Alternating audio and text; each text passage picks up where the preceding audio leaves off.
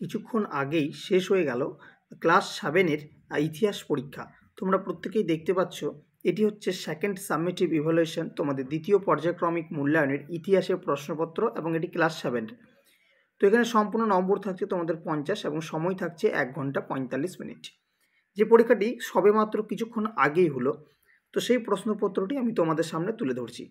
কাজেই যাদের এখনও পর্যন্ত পরীক্ষা হয়নি তারা অবশ্যই কিন্তু এই ভিডিওটি দেখবে, কারণ তোমাদের এই ভিডিওটি দেখলে এই প্রশ্নতে যেগুলো এসেছে সেগুলো কিন্তু তোমাদের পরীক্ষাতেও আসতে পারে, কাজেই অনেকটা হেল্প হবে। এবং পরীক্ষা দিতে যাওয়ার আগে অবশ্যই কিন্তু তোমরা এই প্রশ্নপত্রটির সমাধান করে যাবে, প্রিপারেশন নিয়ে যাবে। যদিও আমি এই ভিডিওতে এই শর্ট যে প্রশ্নগুলি রয়েছে 1 নম্বরে, সেই প্রশ্নগুলোর উত্তর তোমাদের বলে দেব। তো প্রথম যুদ্ধ হয়েছিল, 4টি অপশন আছে, 1524, 1525, 1526, 1527। সঠিক উত্তর হবে 1526 সালে খ্রিস্টাব্দে। 2 নম্বর প্রশ্ন, খুতবা কথার অর্থ কী? 4টি অপশন, আদেশ, ভাষণ, জ্ঞান, কোনোটি নয়। সঠিক উত্তর হবে ভাষণ। 3 নম্বর প্রশ্ন, ফিরোজ তুগলকের আমলে কৃষি জমির উপর আরোপ করা কর হলো খরাজ, খামোশ, জিজিয়া, জাকাত। সঠিক উত্তর হবে খরাজ।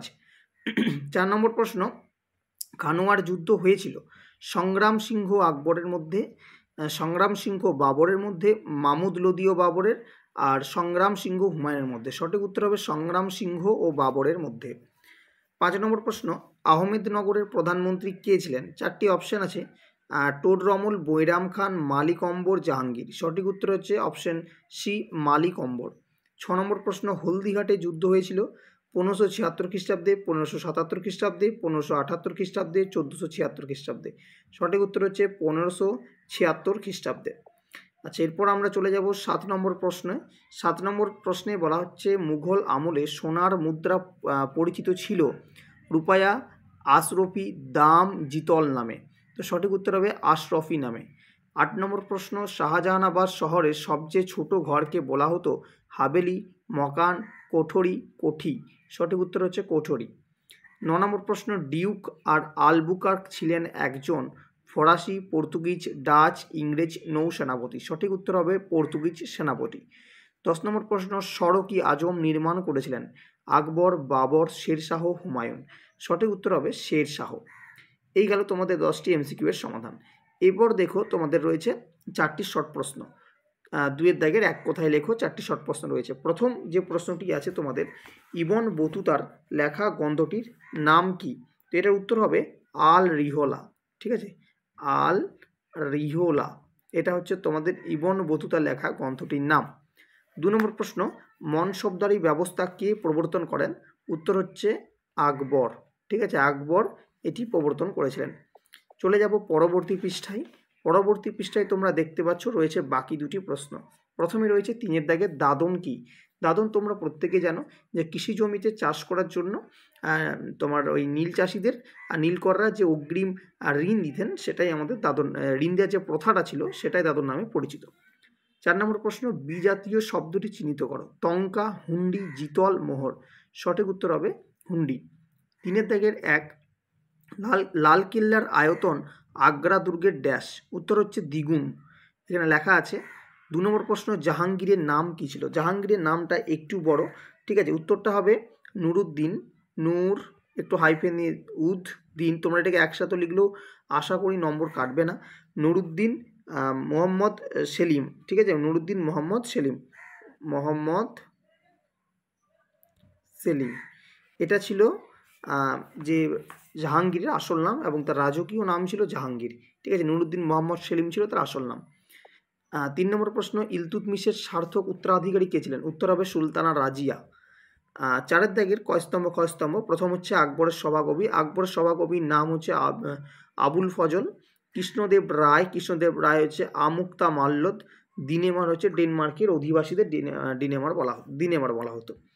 এবার আমরা দেখব 2-এর দাগের, এই গেল তোমাদের সমস্ত প্রশ্নের সমাধান। এবার দেখব 2-এর দাগের, 2 নম্বরের প্রশ্ন।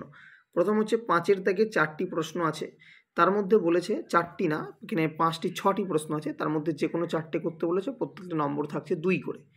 প্রথমেই থাকছে 1-এর দাগের, খলজি বিপ্লব বলতে কি বোঝায়? 2 নম্বর প্রশ্ন, জিজিয়া কর কি? 3 নম্বর প্রশ্ন, দহশালা ব্যবস্থা কি? 4 নম্বর প্রশ্ন, দিন ই ইলাহি কি? 5 নম্বর প্রশ্ন হুন্ডি কি। 6 নম্বর প্রশ্ন ভাস্কো দা গামা কত খ্রিস্টাব্দে এবং ভারতের কোন বন্দরে এসেছিলেন। এরপর দেখো 6 দাগে 4-5টি বাক্যের মধ্যে উত্তর লিখতে হবে, যে কোনো 4টি। প্রত্যেকটা নম্বর থাকছে 3 করে, মোট 4টি প্রশ্নতে 12 নম্বর। প্রথম 1 দাগে টিকা লেখো, দুর্ভেদ্য একডালা দুর্গ। 2 নম্বর প্রশ্ন দাগ ও হুলিয়া ব্যবস্থা কি।